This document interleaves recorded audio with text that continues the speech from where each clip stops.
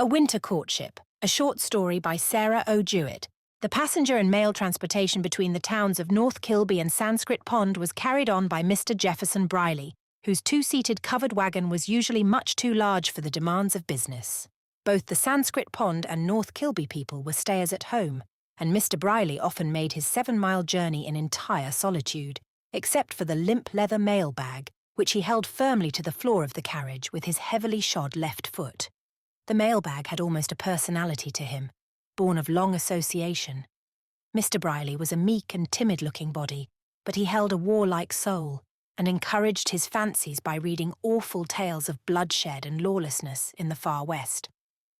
Mindful of stage robberies and train thieves, and of express messengers who died at their posts, he was prepared for anything, and although he had trusted to his own strength and bravery these many years, he carried a heavy pistol under his front seat cushion for better defence. This awful weapon was familiar to all his regular passengers, and was usually shown to strangers by the time 2 of the 7 miles of Mr. Briley's route had been passed. The pistol was not loaded. Nobody, at least not Mr. Briley himself, doubted that the mere sight of such a weapon would turn the boldest adventurer aside. Protected by such a man and such a piece of armament, one grey Friday morning in the edge of winter, Mrs. Fanny Tobin was travelling from Sanskrit Pond to North Kilby. She was an elderly and feeble-looking woman, but with a shrewd twinkle in her eyes, and she felt very anxious about her numerous pieces of baggage and her own personal safety. She was enveloped in many shawls and smaller wrappings, but they were not securely fastened and kept getting undone and flying loose, so that the bitter December cold seemed to be picking a lock now and then and creeping in to steal away the little warmth she had. Mr. Briley was cold too, and could only cheer himself by remembering the valor of those pony express drivers of the pre-railroad days who had to cross the Rocky Mountains on the Great California route. He spoke at length of their perils to the suffering passenger, who felt none the warmer, and at last gave a groan of weariness. "How fur did you say it was now?" "I do know's I said, Miss Tobin," answered the driver with a frosty laugh. "You see them big pines and the side of a barn just this way with them yellow circus bills. That's my 3-mile mark." "Be we got 4 more to make? Oh, my laws," mourned Mrs. Tobin. "Urge the beast, can't you, Jeffson? I ain't used to being out in such bleak weather. Seems if I couldn't get my breath. I'm all pinched up and wiggling with shivers now. 'T ain't no use letting the hoss go step this fashion." "Landy me!" exclaimed the affronted driver. "I don't see why folks expects me to race with the cars. Everybody that gets in wants me to run the hoss to death on the road. I make a good average of time, and that's all I can do. If you was to go back and forth every day, but Sabbath for 18 years, you'd want to ease it all you could and let those thrash the spokes out of their wheels that wanted to. North Kilby, Mondays, Wednesdays and Fridays. Sanskrit Pond, Tuesdays, Thursdays and Saturdays. Me and the beast done it 18 years together, and the creature warn't, so to say, young when we begun it, nor I neither. I really didn't know she'd hold out till this time. There, get up, will ye, old mare?" As the beast of burden stopped short in the road. There was a story that Jefferson gave this faithful creature a rest 3 times a mile, and took 4 hours for the journey by himself, and longer whenever he had a passenger. But in pleasant weather, the road was delightful, and full of people who drove their own conveyances, and liked to stop and talk. There were not many farms, and the third growth of white pines made a pleasant shade, though Jefferson liked to say that when he began to carry the mail his way lay through an open country of stumps and sparse underbrush, where the white pines nowadays completely arched the road. They had passed the barn with circus posters, and felt colder than ever when they caught sight of the weather-beaten acrobats in their tights. "My gorry!" exclaimed Widow Tobin. "Them poor creatures looks as cheerless as little birch trees in snow time. I hope they dresses 'em warmer this time of year. Now there, look at that one jumping through the little hoop, will ye?" "He couldn't get himself through there with 2 pair of pants on," answered Mr. Briley. "I expect they must have to keep limber as eels. I used to think when I was a boy that it was the only thing I could ever be reconciled to do for a living. I set out to run away and follow a roving showman once, but Mother needed me to home. There weren't nobody but me and the little gals. You ain't the only one that's been disappointed of their heart's desire, said Mrs. Tobin sadly. 'T warn't so that I could be spared from home to learn the dressmaker's trade. 'T would ha' come handy later on, I declare, answered the sympathetic driver, being as you went and had such a parcel of gals to clothe and feed. There, them that's living is all well off now, but it must have been some inconvenient for you when they was small. Yes, Mr. Briley, but then I've had my mercies too, said the widow somewhat grudgingly. I take it master hard now, though, having to give up my own home and live round from place to place if they be my own children. There was Adeline and Susan Ellen fussing and bickering yesterday about who'd got to have me next, and Lord be thanked, they both wanted me right off, but I hated to hear 'em talking of it over. I'd rather live to home and do for myself. I've got considerable use to boarding, said Jefferson, since Mam died, but it made me ache along at the fuss on't, I tell ye. Being on the roads I couldn't do no ways at keeping house. I should want to keep right there and see to things. Course you would, replied Mrs. Tobin, with a sudden inspiration of opportunity which sent a welcome glow all over her. Course you would, Jefferson. She leaned toward the front seat. That is to say, unless you had just the right one to do it for ye. And Jefferson felt a strange glow also, and a sense of unexpected interest and enjoyment. See here, Sister Tobin, he exclaimed with enthusiasm. Why can't you take the trouble to shift seats and come front here long o' me? We could put one buffalo top of the other.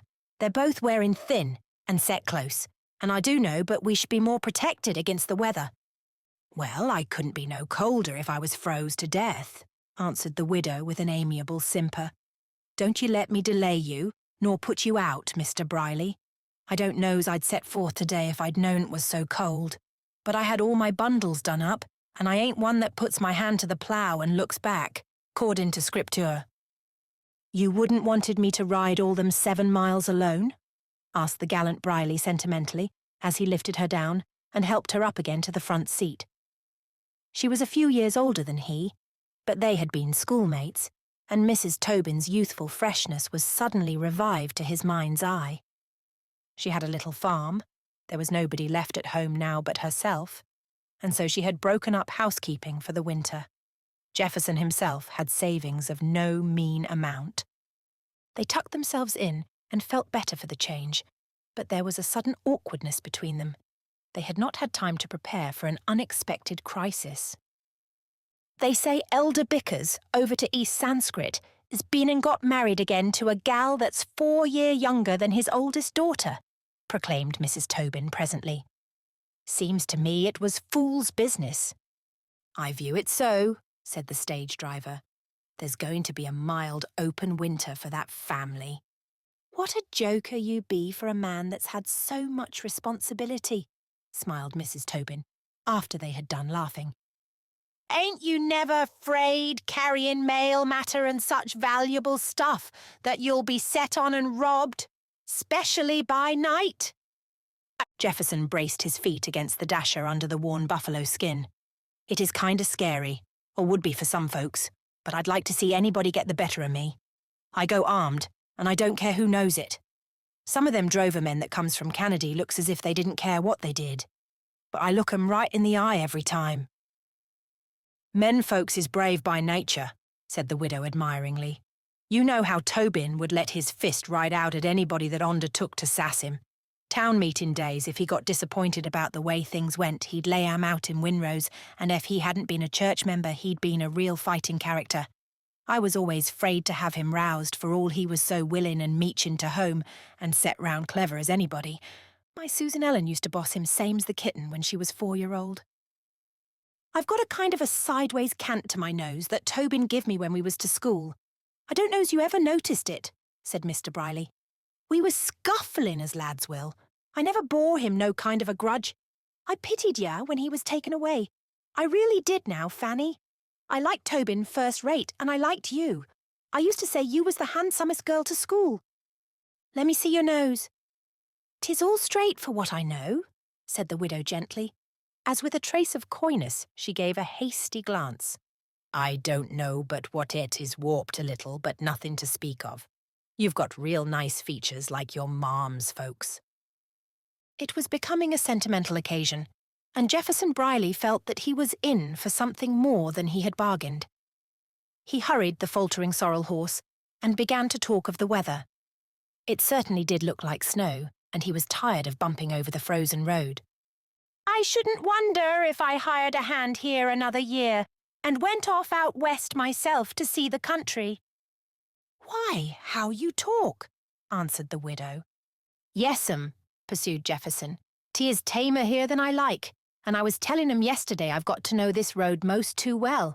I'd like to go out and ride in the mountains with some of them great clipper coaches, where the driver don't know 1 minute, but he'll be shot dead the next.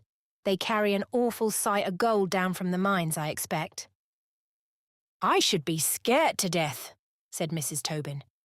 "What creatures men folks be to like such things. Well, I do declare." "Yes," explained the mild little man. "There's sights of desperadoes makes a handsome living out of following them coaches and stopping and robbing 'em clean to the bone. Your money or your life." And he flourished his stub of a whip over the sorrel mare. "Landy me! You make me run all of a cold creep. Do tell something heartening this cold day. I shall dream bad dreams all night." "They put on black crape over their heads," said the driver mysteriously. "Nobody knows who most on 'em be, and like as not some of them fellows come of good families. They've got so they stop the cars and go right through 'em bold as brass. I could make your hair stand on end, Miss Tobin, I could so." "I hope none on 'em'll get round our way, I'm sure," said Fanny Tobin. "I don't want to see none on 'em in their crape bunnets coming after me." "I ain't going to let nobody touch a hair of your head." And Mr. Briley moved a little nearer and tucked in the buffaloes again. "I feel considerable warm to what I did," observed the widow by way of reward. "There, I used to have my fears," Mr. Briley resumed, with an inward feeling that he never would get to North Kilby Depot a single man. "But you see, I hadn't nobody but myself to think of. I've got cousins, as you know, but nothing nearer, and what I've laid up would soon be parted out. And, well, I suppose some folks would think of me if anything was to happen." Mrs. Tobin was holding her cloud over her face. The wind was sharp on that bit of open road, but she gave an encouraging sound, between a groan and a chirp. "'Twouldn't be like nothing to me not to see you driving by," she said after a minute. "I shouldn't know the days of the week. I says to Susan Ellen last week I was sure it was Friday, and she said no, it was Thursday, but next minute you drove by and heading toward North Kilby, so we found I was right." "I've got to be a feature of the landscape," said Mr. Briley plaintively. "This kind of weather the old mare and me, we wish we was done with it and could settle down kind of comfortable. I've been looking this good while as I drove the road, and I've picked me out a piece of land 2 or 3 times. But I can't abide the thought of building. 'Twould plague me to death, and both Sister Peak to North Kilby and Miss Deacon Ash to the pond. They vie with one another to do well by me. Fear I'll like the other stopping place best." "I shouldn't covet living longer neither one of them women," responded the passenger with some spirit. "I see some of Miss Peak's cooking to a farmer's supper once when I was visiting Susan Ellen's folks, and I says, 'Deliver me from sech pale-complected baked beans as them,' and she give a kind of a quack. She was set in jest at my left hand and couldn't help hearing of me. I wouldn't have spoken if I had known, but she needn't have let on they was hers and make everything unpleasant. 'I guess them beans taste just as well as other folks,' says she, and she wouldn't never speak to me afterward." "Do knows I blame her," ventured Mr. Briley. "Women folks is dreadful pudgiky about their cooking. I've always heard you was one of the best of cooks, Miss Tobin. I know them doughnuts and things you've give me in times past when I was driving by. Wish I had some on 'em now. I never let on, but Miss Ash's cooking's the best by a long chalk. Miss Peak's handy about some things, and looks after mending of me up." "It do seem as if a man of your years and your quiet make ought to have a home you could call your own," suggested the passenger. "I kind of hate to think of your banging here and boarding there, and one old woman mending, and the other setting you down to meals that likes not don't agree with ye." "Law, now, Miss Tobin, lee's not fuss round no longer," said Mr. Briley impatiently. "You know you covet me same's I do you." "I don't nother. Don't you go and say foolish things you can't stand to. I've been trying to get a chance to put in a word with you ever since. Well, I expected you'd want to get your feelings kinda calloused after losing Tobin. There's nobody can fill his place, said the widow. I do know, but I can fight for your town meeting days on a pinch, urged Jefferson boldly. I never see the beat of you men for conceit, and Mrs. Tobin laughed. I ain't going to bother with you, gone half the time as you be, and carrying on with your Miss Peaks and Miss Ashes. I dare say you've promised yourself to both on 'em 20 times. I hope to gracious if I ever breathed a word to none on 'em, protested the lover. Tain't for lack o' opportunities set afore me, nother. And then Mr. Briley craftily kept silence, as if he had made a fair proposal, and expected a definite reply. The lady of his choice was, as she might have expressed it, much beat about. As she soberly thought, she was getting along in years, and must put up with Jefferson all the rest of the time. It was not likely she would ever have the chance of choosing again, though she was one who liked variety. Jefferson wasn't much to look at, but he was pleasant and appeared boyish and young-feeling. I do knows I should do better, she said unconsciously and half aloud. Well, yes, Jefferson, seeing it's you. But we're both on us kind of old to change our situation. Fanny Tobin gave a gentle sigh. Hooray, said Jefferson. I was scared you meant to keep me suffering here a half an hour. I declare I'm more pleased than I calculated on, and I expected till lately to die a single man. 'Twould really have been a shame. 'Tain't nature, said Mrs. Tobin with confidence. I don't see how you held out so long with being solitary. I'll hire a hand to drive for me, and we'll have a good comfortable winter, me and you and the old sorrel. I've been promising of her a rest this good while. Better keep her a-steppin', urged thrifty Mrs. Fanny. She'll stiffen up, master, and disappint you come spring. You'll have me now, won't ye, Sartin? Pleaded Jefferson to make sure. You ain't one of them that plays with a man's feelings. Say right out you'll have me. I suppose I shall have to, said Mrs. Tobin somewhat mournfully. I feel for Miss Peak and Miss Ash, poor creatures. I expect they'll be hard-shipped. They've always been hard-worked, and may have kind of looked forward to a little ease, but one on 'em would be left lamenting anyhow. And she gave a girlish laugh. An air of victory animated the frame of Mrs. Tobin. She felt but 25 years of age. In that moment she made plans for cutting her Briley's hair and making him look smartened up and ambitious. Then she wished that she knew for certain how much money he had in the bank. Not that it would make any difference now. He needn't bluster none before me, she thought gaily. He's harmless as a fly. Who'd have thought we'd done such a piece of engineering when we started out? Inquired the dear one of Mr. Briley's heart, as he tenderly helped her to alight at Susan Ellen's door. Both on us, just the least grain, answered the lover. Give me a good smack now, you clever creature. And so they parted. Mr. Briley had been taken on the road in spite of his pistol.